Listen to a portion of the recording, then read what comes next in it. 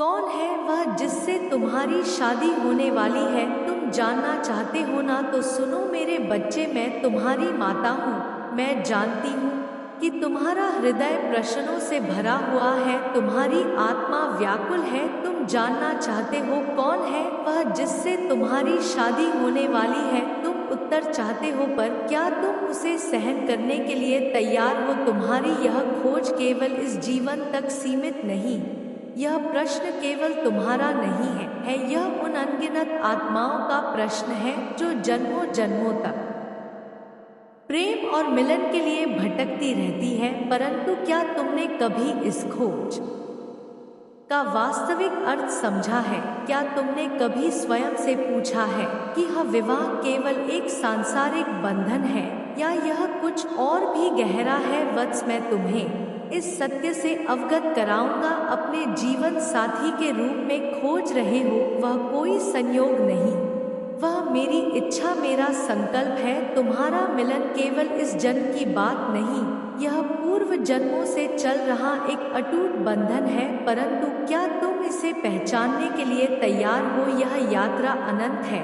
वह प्रेम केवल आकर्षण नहीं, यह केवल किसी का साथ पाने की लालसा नहीं, प्रेम आत्माओं का मिलन है। वह जो तुम्हारे जीवन में आएगी वह केवल तुम्हारी पत्नी नहीं होगी, वह तुम्हारी आत्मा का प्रतिबिंब होगी, तुम्हारे अस्तित्व की परछाई होगी। परंतु यह समझो, सभी प्रेम आत्मिक नहीं होते, सभी रिश्ते पवित्र नहीं होते, सभी बंधन मोक्ष का द्वार नहीं खोलते। कुछ प्रेम केवल देह तक सीमित होते हैं, कुछ प्रेम केवल मोह के धागों से बंधे होते हैं। परंतु सच्चा प्रेम वह है जो आत्मा को मुक्त करता है, जो तुम्हें तुम्हारे सत्य की ओर ले जाता है। सुनो, वह जो तुम्हारी होगी वह कोई साधारण स्त्री नहीं होगी, परंतु उसे समझने के लिए तुम्हें पहले स्वयं को समझना होगा। या तुमने स्वयं को जान लिया है? क्या तुमने अपने भीतर के अंधकार को प्रकाश में बदला है? क्या तुमने अपने भय को भस्म किया है? वह कैसी होगी? तुम जानना चाहते हो कि वह कैसी होगी? क्या वह सुंदर होगी? क्या उसकी आंखें गहरी होंगी? क्या उसका स्वर मधुर होगा? परंतु तुम गलत प्रश्न पूछ रहे हो। वह सुंदर होगी, पर उसकी सुंदरता बाहरी नहीं, उसकी सुंदरता आत्मा की होगी। उसकी आंखें गहरी होंगी, पर वे केवल तुम्हें देखने के लिए नहीं, तुम्हारे भीतर की गहराइयों को समझने के लिए होंगी। उसका स्वर मधुर होगा, पर वह केवल तुम्हें पुकारने के लिए नहीं, तुम्हारी आत्मा को जागृत करने के लिए होगा। वह तुम्हारी साथी होगी, तुम्हारी साधना की संगिनी, तुम्हारी आत्मा का दर्पण। और जब तुम उसे देखोगे तब तुम्हारा हृदय कहेगा यही है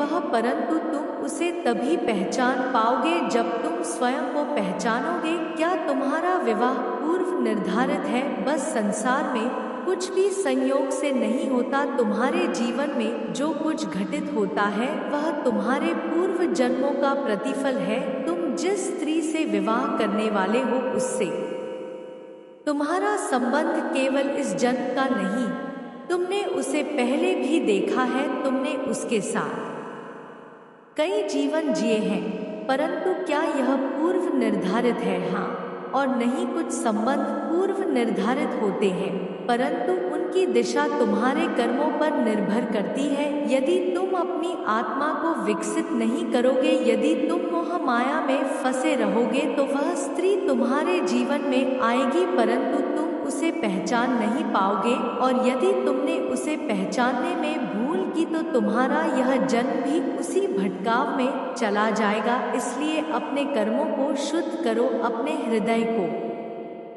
निर्मल बनाओ, अपने विचारों को प्रकाशम करो, ताकि जब वह तुम्हारे सामने आए तो तुम्हें कोई संशय ना हो। क्या तुम इसके योग्य हो? सुनो, प्रेम केवल पाने का नाम नहीं, यह तपस्या है, यह परीक्षा है। तुम्हें धैर्य रखना होगा, तुम्हें प्रतीक्षा करनी होगी, तुम्हें स्वयं को उस योग्य बनाना होगा जिससे जब वह आए तो तुम उसे संभाल सको। क्या तुम समझते हो कि जब दो आत्माएं मिलती हैं तो केवल आनंद नहीं होता बल्कि एक प्रचंड अग्नि भी होती है। यह अग्नि हर उस असत्य को जलाकर भस्म कर देती है जो तुम्हारे भीतर छिपा होता है। क्या तुम इस अग्नि को सह सकोगे? क्या तुम अपने अहंकार को त्याग सकोगे?